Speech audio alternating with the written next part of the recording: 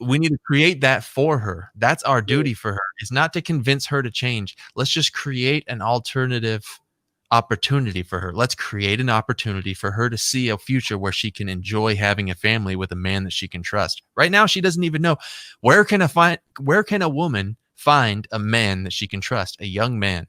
Like, it's True. hard for her too. Where can she find that? So And we look, can build. she may, this hypothetical young woman that we're talking about who's going to get in with our gang in the future, she may be 10 years old right now, and an 18-year-old young guy today who we're training up is not ready yet.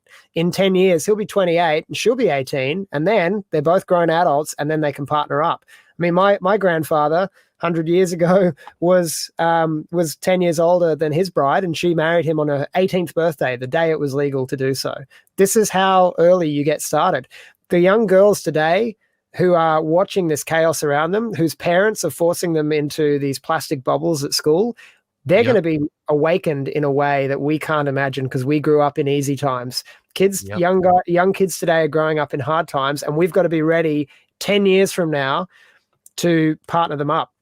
We've got to be not grooming them, but we've got to be grooming a culture that's positive and wholesome and holy and sanctified and good and strong and going to protect them, that they're just naturally attracted to it and they join our gang when they come of age. And we've got a whole bunch of guys ready to be their suitors.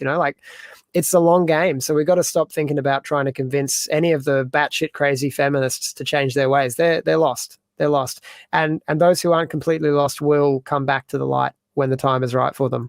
But all we have to do is shine that light. And we don't have to, it's the men, this is why we're concentrating on the men, because without the men being there, they have no reason to change. Women will follow power. It's just what they naturally do. It's why Eve followed Satan, because Adam was weak. And it's why they followed our enemies into universal suffrage and democracy, because it was the voice of power, because men were starting to get weak, because that was an industrial revolution. Times were getting good, and times were getting technology was changing things and leveraging power in a whole new way.